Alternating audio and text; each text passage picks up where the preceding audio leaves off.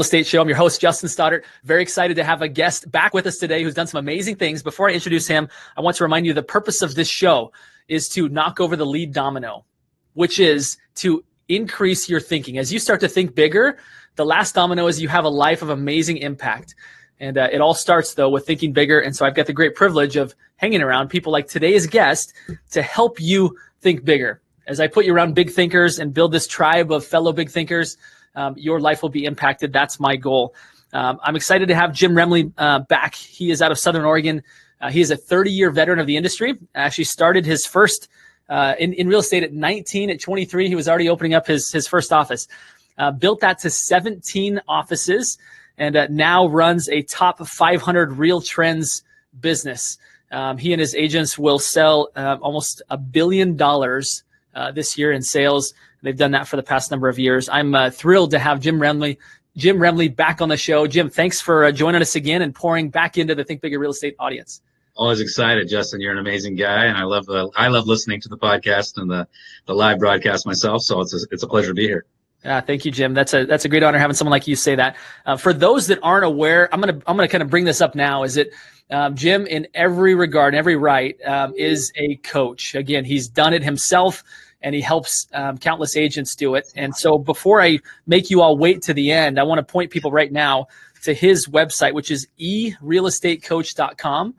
And on there for $97 a month, you get online, you get live training, tons of videos, and he gives all the listeners of the Think Bigger Real Estate Show 14-day free trial. So if you don't quite make it to the end of this episode, please go take a visit. If you're interested in upping your game in 2020, now's the time, and Jim's a great guy to learn from. So thanks for that generous offer, by the way, Jim. I really appreciate you offering that to us.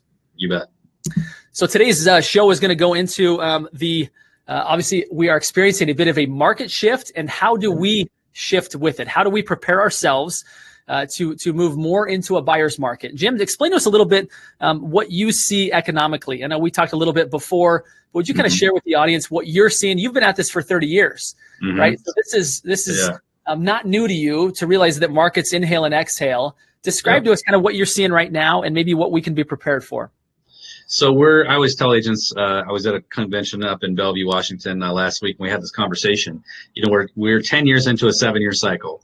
And so we have had this great run and it's been a tremendous upswing in the market for a long, long time.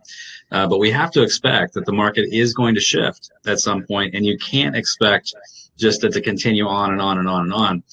But the shift won't be as dramatic as the Great Recession. We can forget it's not that situation. People forget in the Great Recession, when we entered that, we had 11 months of inventory going into that. Right now, we have 4 months of inventory nationwide. So it's a completely different market environment. We had much higher interest rates then than we do now. So what will drive the shift is inventory, really. And as inventory increases, that's when you go for, it's all supply versus demand, right? But last year, we were having this conversation, Justin, about what changed, kind of the feeling. Everybody can kind of feel it in the market. There's kind of a feeling in the market right now about a little bit of a shift. But last year, at this time in November and December, we were sitting at a much, much higher interest rate. In fact, interest rates had hit a peak in December. And in most markets, it was like a wet blanket hit the market. In my market, our sales were off 50% last December. And at the same time, we'd still had double-digit appreciation in many markets. And so buyer resistance to prices combined with higher interest rates caused everybody to kind of step back and say, wait a second, I'm not going to buy for a minute. And the Fed at that point in December last year said we're going to raise interest rates 3 more times in 2019. So I was preparing my agents for a major market shift. What happened is the Fed reversed course completely and actually decreased rates 3 times, maybe even 4 times coming in. We got another one coming, actually. They just announced. So what happened is we had this increase of inventory steadily all the way till July. And price appreciation went from double digits to single digits. And in some markets across the country, we actually had price reductions. And then in August and now in September, we've seen the market kind of really come back. And the reason is interest rates hit a 7-year low in August. And so in my market in September, we had a 40% year over year increase in sales, 40% more than we did in 2018. So people would say, oh, we're past it. We're not going to have any kind of correction. But that kind of thinking is what everyone wants to think when you're in these cycles. And you can't think that way. You got to just assume that at some point there is going to be a correction. And if I prepare for it now, I'm going to be way ahead of my competition. So that's a message I'm telling all my agents. Let's start thinking about how we're going to position ourselves coming into a buyer's market. And Justin, as you and I talked about before the session, it's really a tale of two markets, right? And I don't know about where you're living and working, but for most of the country, the luxury market is a completely different market than the starter or move-up market. And so is that true for you? Yeah, we're absolutely seeing that. We're seeing, price reductions. We're seeing increase of inventory, in all the luxury markets. So yeah, it's absolutely. And that tends to be, as you have identified, tends to be kind of the lead indicator that we're coming into some softening of the market is when the high end starts to be affected. Absolutely.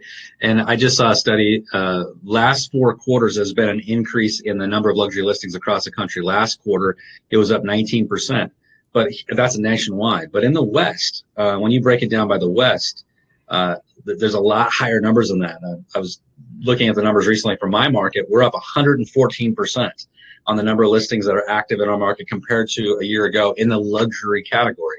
Bend is up 92%. I think Bellevue was up 35%.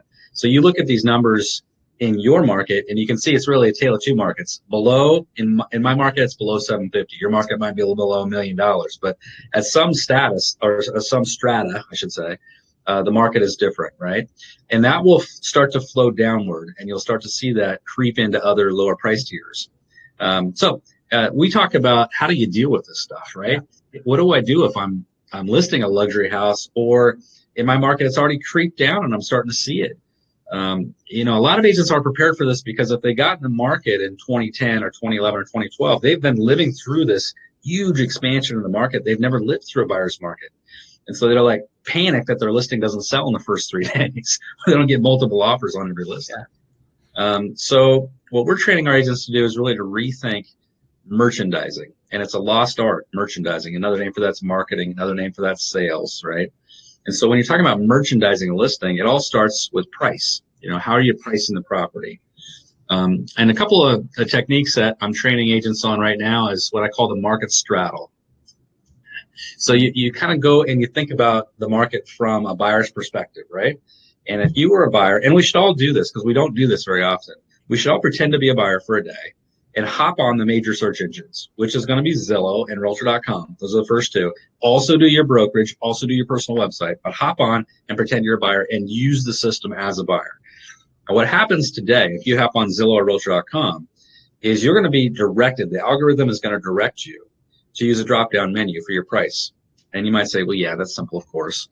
90% of consumers will use that drop-down menu. They won't type in a price, right? You might say, well, what is that? Who cares? Why is that relevant? I'm going to tell you why that's relevant. And it's so important that you understand this logic. Is let's assume that you are a buyer and you click on the drop-down menu, 500,000. The next thing that's going to happen is Zillow or Realtor.com is going to say, okay, what's your top price? That's your bottom price. What's your top price? It's going to naturally take you up by $100,000 increment, not 25,000, not 50,000, not 75,000, exactly 100. It's going to take you to 600,000. You can test it and see if I'm telling you the truth right now if you want to. If you go to 700,000, it'll go to 800,000. When you hit $1 million, it goes up by $250,000 increments. $1 million, $1,250,000, $1,250,000 to $1,500,000. So how does this relate to pricing? Here's how it relates to pricing. Imagine that you're going to list a property, and the comps tell you it's worth $400,000, just as a round number. Every agent has this tendency, and so does every seller, to price the property at $399.9 because they think, I'm going to do like a grocery store. I'm going to do like the dollar store. I'm going to do like the Walmart, and I'm going to price it at $399.9. So here's what happens. Because of the way these algorithms work, and we live in a search engine pricing world, and that's a great term to use with your clients, search engine pricing. What happens is a buyer will see that if they're searching between 300 and 400,000. But what happens is every buyer that starts their search $100 higher will miss your listing. They will never see your listing. So this is where we get to merchandising. I can actually straddle 2 price points if I go up $100, and I never, ever, ever, ever use a 9 again when I price. 9s do not exist for real estate search engines. So that's your first kind of lesson point when you're thinking about how do I start positioning listings to sell in my market? How can I merchandise listings better? Never use a 9. By listing at 400,000 exactly, I'm going to catch every buyer between 300 and 400,000 and every buyer between 400 and 500,000. I've straddled 2 price points. I've doubled my buyer activity instantaneously. So that's one strategy that we're using. Jim, I love that. Let me tell you, let me take you back in time. My mom owned a very successful marketing company that actually serviced the grocery industry. She would provide staffing for both in-store food demonstrations as well as merchandising. So when you say merchandising, it reminded me of she waking me up at random hours, early mornings, because somebody had not fulfilled on their responsibility to go help do a deli reset, which means that they were changing everything in the store, like where it sit. And we had to go read this little schematic and find out where the hot dogs are now and where the cottage cheese at now. Like, it sounded terrible at the time, but there's some really interesting marketing lessons that are coming out of that. Like, why in the world would a store do that when their customers come and they know where everything's at? Why would they go and change everything around? Number one, they probably have some new products. Maybe they've got more products they want to fit on, but changing things up like that got people out of their rut of, I'm going to the store to get cottage cheese. They had to look for it, and all of a sudden they see products that they hadn't seen before. And what's standing out to me, for, and all of us have experienced that, where we go into our favorite store and they're like, why did they change things around? Just when I knew where everything was at, they moved it around. And it's because we're creatures of habit. We go and we get the milk, we get the eggs, we get the bread, and we're out of there. And we miss all the stuff that have higher margins. They got us into the store with those items, but what they really wanted us to see were their specialty items, the items where there's better margins. And so they move stuff around purposefully in order to get people to see things that they hadn't seen before. And what just stood out for me is that if you're a wise marketer and use this principle of merchandising, it's kind of like doing a little bit of a deli reset, right? It's where you're taking these same principles to get people to see things that they wouldn't have seen before. Really, really interesting. Absolutely. So interesting about that story is that one of my first jobs was at Safeway. And I was a courtesy clerk, went around, did the stocking the shelves and everything. Similar principle. I had a guy, my manager was a guy named David Shears, super, straight-laced guy, straight as an arrow. He'd come in every day and he'd say, okay, all your courtesy clerks, you're going to face the store. That means bring everything forward, turn the labels so they're facing inward. And one day I said, Dave, I didn't call him Dave. I said, Mr. Shears, why did we do that? Because the customers come right behind us and they move everything around and it ruins it instantly. And he said, merchandising, boy, merchandising. And he said, how many products do you think are in this store? And this is right to your point, too, about resetting the store. I said, I don't know, 1,000, 1,500. He said, there's 7,252 products. I remember to this day what he said, because he knew the number and I was so impressed. And he said, how many products do you think the average person that comes into our store buys a month, the average family? I said, I don't know, 200. He said, no, 142. Comes into the Safeway store, buys 142 products. Merchandising helps us stretch these people so they see things on end caps, so they see them in places they may not have seen them before, because we're doing a good job of merchandising them. Is if we don't do that, if we don't help these other products sell, those businesses go out of business. We have less to stock on our shelves. We make less profit, and I have to start firing courtesy clerks. Bring it all home. And I said, okay. You. I think I better start learning some merchandising. He said, exactly.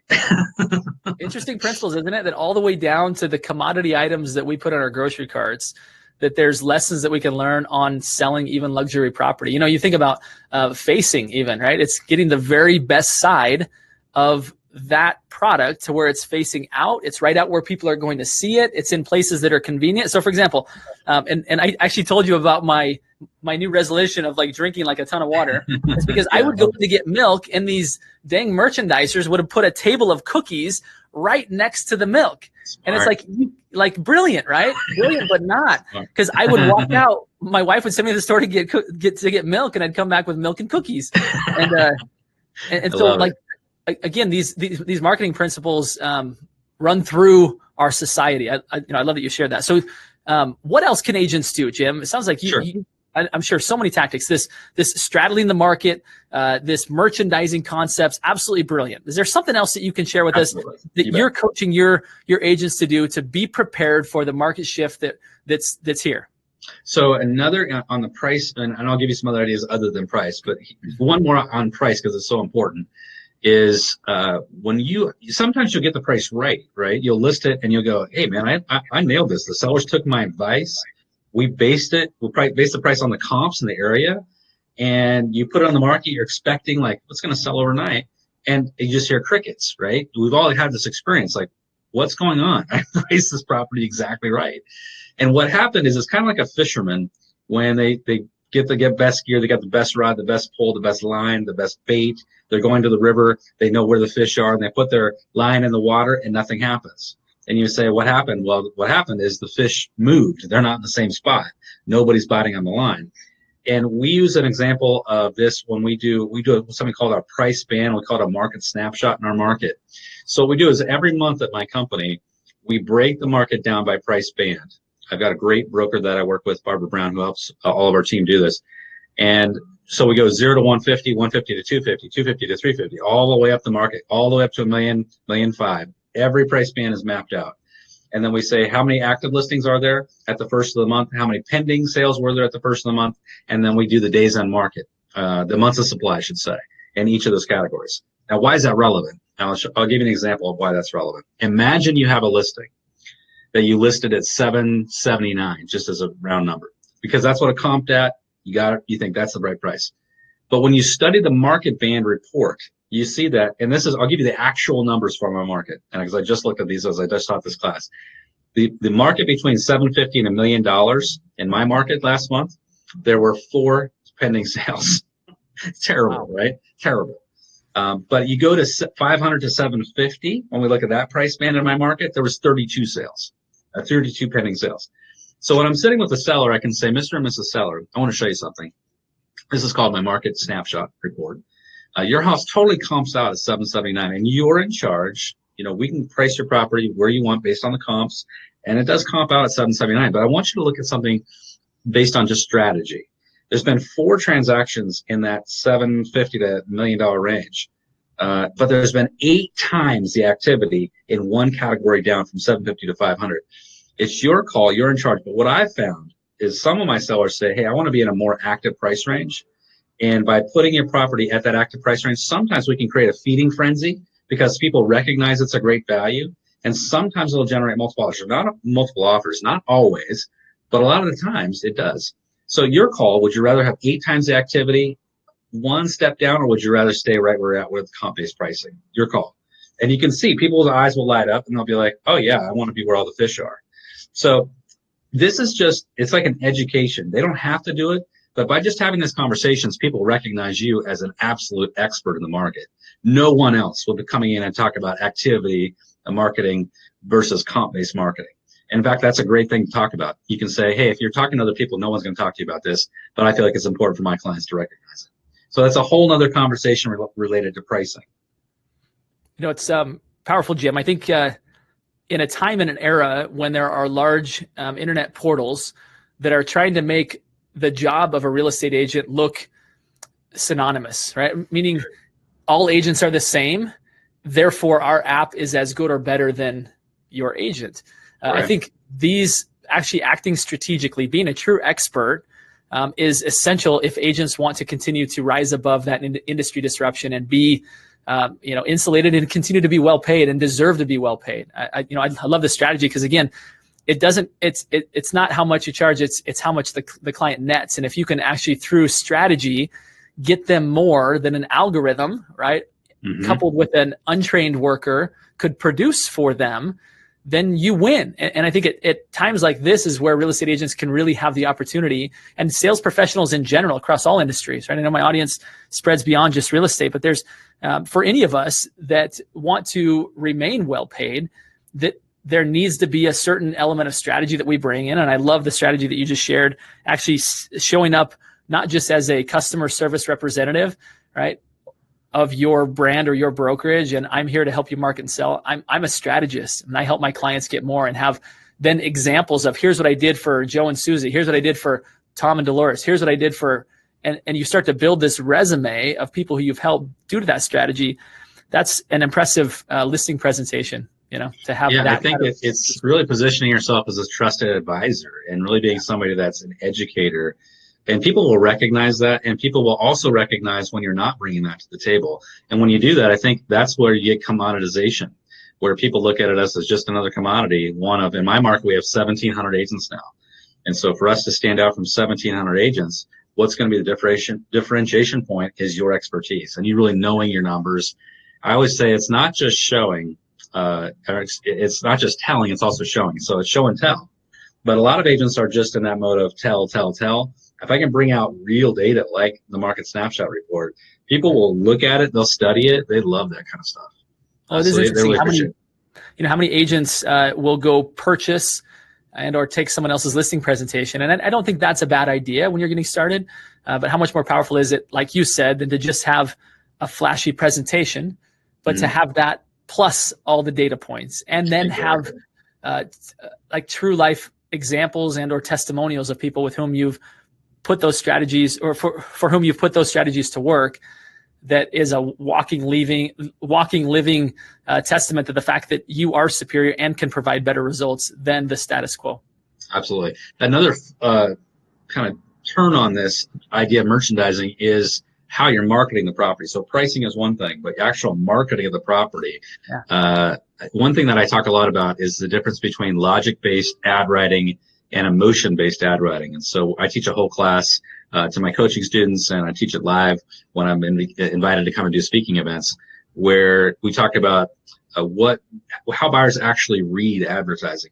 And we might assume that a buyer reads marketing and advertising to look for properties to accept. In other words, properties to go out and look at or investigate, but they actually don't. It's actually totally contrarian. They read a real estate advertising to eliminate properties from consideration. They're like Terminators. They just sit there with a red pencil in their hand, figuratively, and they go, this doesn't work, that doesn't work, that doesn't work, that doesn't work, that doesn't work, that doesn't work, that doesn't work, that doesn't work, that works. And they know intuitively or subconsciously that in every market there's probably 1,000 properties they could choose from or more. And so there's no way they can look at all those properties. So they're just eliminating properties as fast as humanly possible. And so when we're a marketer, we have to think, how can we make sure that we grab more of these clients? What can I do to write better ad copy? Ad copy is such an art. And it's a lost art. We often think it's all visual, and it is definitely. Pictures matter for sure. But once people see the picture and they like it, the next step for them is to read the ad copy. And you've got to get better ad copy when we're turning into a different market cycle. So let me give you some examples of that really quickly. When people are eliminating homes from consideration, how are they doing that? They're doing that based on logic-based points. So people eliminate homes based on logic. This is something, if anybody's taking a note, this is the note to take. People eliminate homes based on logic. They buy homes based on emotion. So here's an example. I list a property, and it's a 3-bedroom, 2-bath property on a half acre in a great school district. Let's call it Hidden Valley School District. That's a fake name, so don't think I'm targeting some real school district. 2 levels, on and on. Granite counters, nice kitchen. A natural kind of default for agents would be just to list those amenities. Just list it, perfect home in the country, 3 bedrooms, 2 bath, 3,200 square feet in the Hidden Valley School District with a chef's kitchen and granite countertops. It's totally standard ad, right? We've seen those a million times. But what have I done? I've given every single buyer about 10 reasons or 7 or 8 reasons to reject that ad based on logic-based points. For example, if I'm a buyer reading that, I'll go, I need a 4-bedroom, not a 3. It's in the Hidden Valley School District. We've got to be in the Lone Pine School District. It's on a half acre, too much for me to take care of. 2 levels, I only want 1 level. So they're using all these logic-based points to eliminate the home from consideration. So you might say, well, Jim, how do I write ads? I mean, that's all I base my ads on. You have to rewrite your ads based on telling the story of what people would enjoy if they were living in the house. So what you're selling here, and the whole new way to think about ad writing, is focus on the lifestyle someone would enjoy if they were living in this house. And it's a whole different thought process. Cozy up to the fire on a cold winter morning. Stand on your deck and look at the beautiful views from this property, right? Enjoy this amazing kitchen with your friends and family at your next holiday event.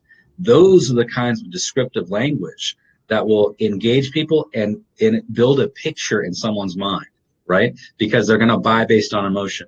Now, this is a whole class we're going to do in 2 minutes here, but when you're doing that, what you're doing is you're engaging curiosity.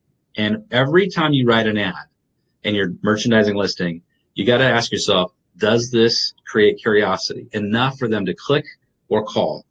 If you give everybody every piece of data, there's no reason for them to call you, and there's every reason for them to reject you.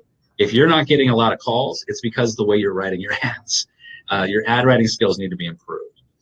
So when we think about that from a big picture, remember the goal of advertising isn't to sell the house, which is contrarian as well.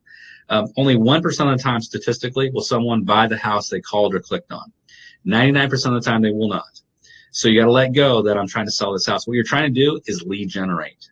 Lead generation is what it's all about. I'm getting them to call or click to ask the question, to get to engage with me, right? And so that's a whole part of marketing as well. And remember, you can't sell that house even the 1% of the time if they don't call or talk to you, right? So that's a few things to think about when you're doing ad writing. You know, Jim, I love what you've said there. I actually teach a class called Marketing Through Storytelling, and it has so many of the same principles. I was grinning when you were saying that because, again, as a consumer, because I'm not a licensed real estate agent, I think I maybe look at things a little bit differently.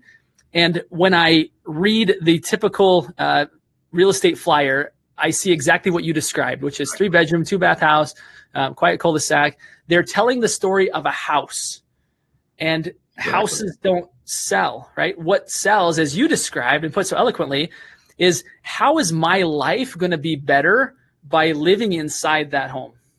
And Exactly. It's start to paint a picture and tell a story, as you did very well. Cozy up next to the fireplace, you know, open up the doors and enjoy this beautiful view. Like you're telling a story, and your story is what people want to buy. They want those feelings.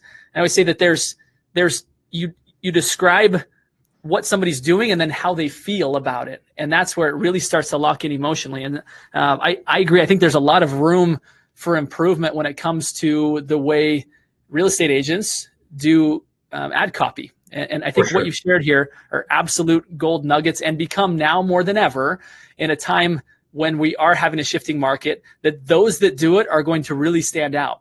And those that don't are going to really struggle. You know, I'm sorry to say, but you're really going to struggle. Blending in a really hot market gives you a mediocre business.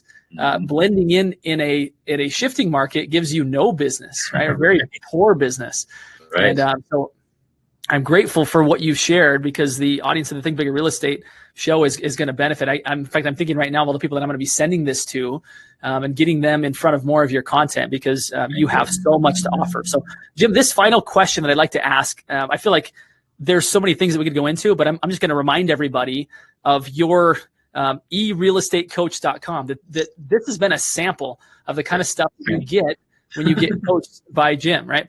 And so I'm grateful for that, and would point people to that. So, Jim, in closing here, I'd like to ask the signature question of the show, which is this: you're a big thinker. That's why you're here. This audience, again, big thinkers, high achievers. What does a guy like you do to continue to be a big thinker, to continue to stretch your possibilities? Teach us. You know what? I think the biggest thing, a missed opportunity, is you need to be attending events, live coaching, and you need to be going to conventions. So we just went through convention season, you know, with real estate, and the big NAR convention's coming up in a week or so.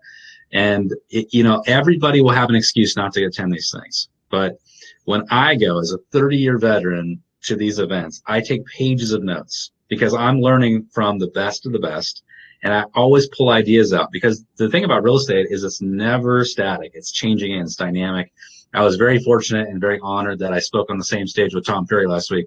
And I sat and took tons and tons and tons of notes from the message. I listen to Tom Ferry quite a bit. I mean, I think he's a great coach. So, but also in other breakout sessions, you know, just taking notes and listening to what people are doing strategically wise or strategy wise.